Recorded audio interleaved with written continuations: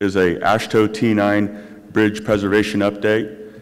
Presenter is Becky Nix with Utah. She is the bridge management engineer and also a past chair of the Western Partnership. Please welcome Becky.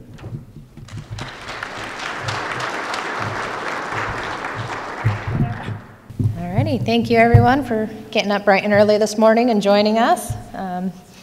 I know I'm really glad to just have everybody back together, and we appreciate Arizona DOT for hosting this. It's nice to see everyone out here and finally get back together with everyone.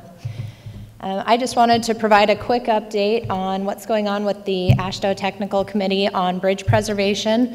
I know there's a lot of overlap between this group and members of the Technical Committee as well as the Bridge Preservation Expert Task Group.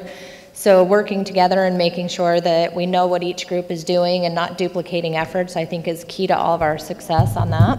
So I know we've got several people here that are on the technical committee. We've got Graham, who just took over as vice chair with Texas DOT when Jeff with Florida DOT retired earlier this year, so we appreciate Graham stepping up for that.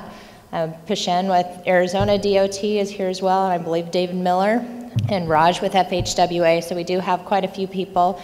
Right now there's 11 different states represented on the technical committee. I know we're kind of looking for somebody from Northeast Bridge Preservation Partnership, just to make sure each of the individual partnerships are represented on that technical committee. And Jim Nelson is the chair for that right now, so if you do have any interest, I think we have one opening on that technical committee, so it would be good to reach out to him. As part of T9, our focus is really on extending the service life of our bridges, assessing the current conditions of it.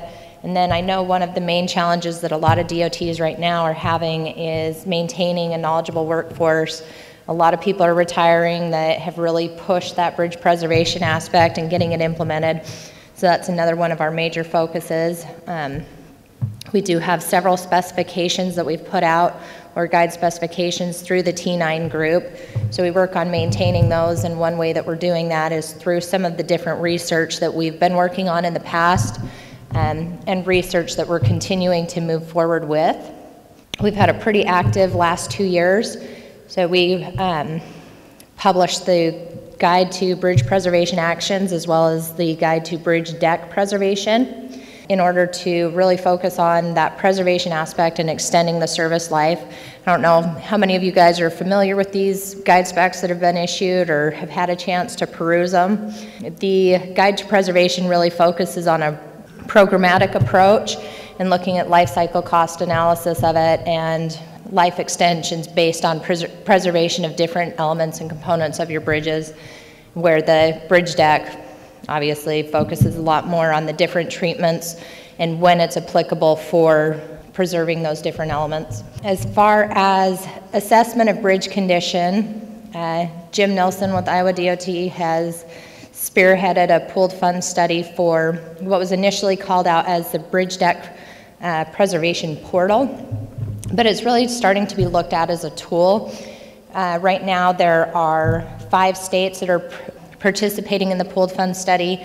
With future participation, I know Jim is looking to get additional states involved, looking at what some of the different treatments are, and rather than just being a portal that information is deposited into and maybe isn't used, isn't implemented, but being able to take that information that's put in by the different states, gather that, and then develop a framework where it will actually create proposed preservation programs based on what the physical characteristics are of the bridges, what the current condition is, and be able to start looking at what the deterioration is and what the appropriate treatments are based on that time, and looking at some of the constraints as far as funding and the service life extensions that you're looking at. So again, Jim is doing a really good job on spearheading this and really pushing it forward. So if that's something that you're interested in, you can reach out to any of us on T9 and we can get you in touch with Jim.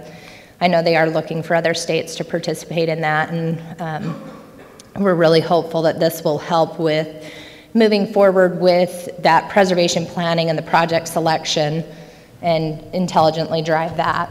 In the last year, we have been trying to roll out the preservation and bridge deck preservation guides through various webinars, and then we're also trying to work on instructor-led training for those as well. to just make sure that everybody's aware of those guide specifications that are out there, and make sure that we've got the consistent use of them, and that everybody's aware of what's in them and how they can be used to hopefully advance preservation.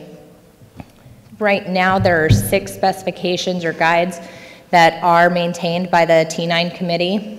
The 2 that I've mentioned already, as well as Historic Bridge Preservation Guide, the guide specification for service life design of highway bridges, guide for design and construction of near surface mounted titanium alloy bars, which I think Texas DOT used just recently on one of their projects, as well as the Bridge Aesthetics Source Book that was published in 2010. So other than that last one, the other 5 have been adopted in the last year and a half, so we've really made a lot of good progress in moving those forward.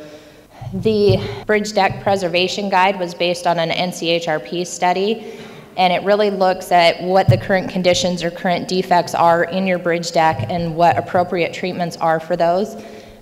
We did take a lot of comments from various states as we were working to publish that.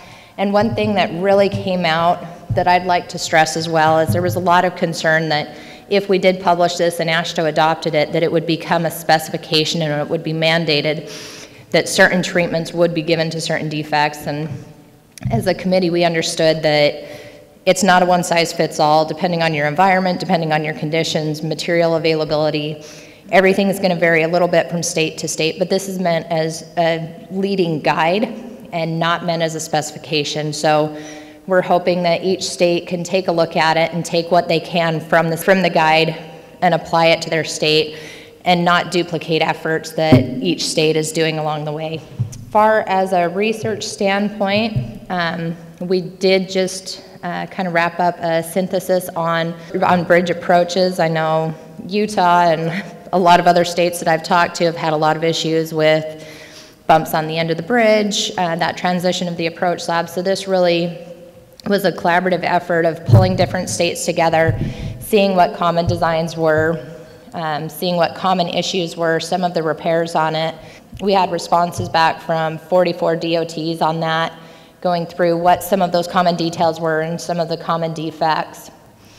And from that, we're proposing 3 research statements coming into the next year. We don't know which ones will end up getting moved forward, but the first is to continue working on the bridge approach systems and really looking at optimizing those current detailings, as well as what maintenance can be done on them, what repairs can be done, and which ones are long-term effective repairs for those bridge approach systems, as well as looking at a multidisciplinary approach. It's not just bridges, it's how the pavements are tying in and how they interact and how it interacts with geotech and the soils as well.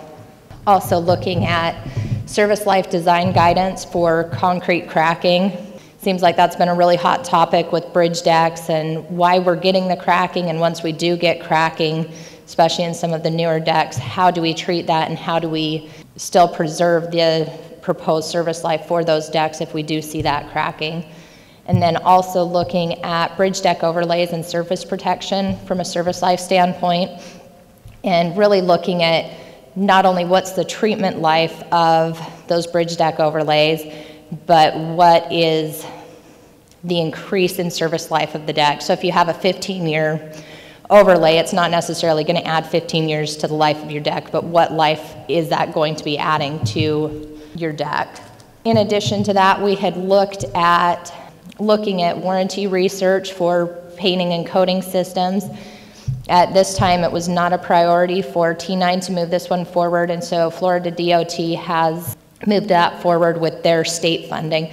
So that's another one that I think we should all kind of keep an eye on out of Florida DOT and see what they're able to pursue as far as warranties for their coating systems. So that's all I've got this morning as far as just a quick update so that you guys know what's going on. But I really encourage all of you guys to open up those guide specs if you haven't before and see kind of what's available, and make sure that we're making use of the resources that are available to all of us. All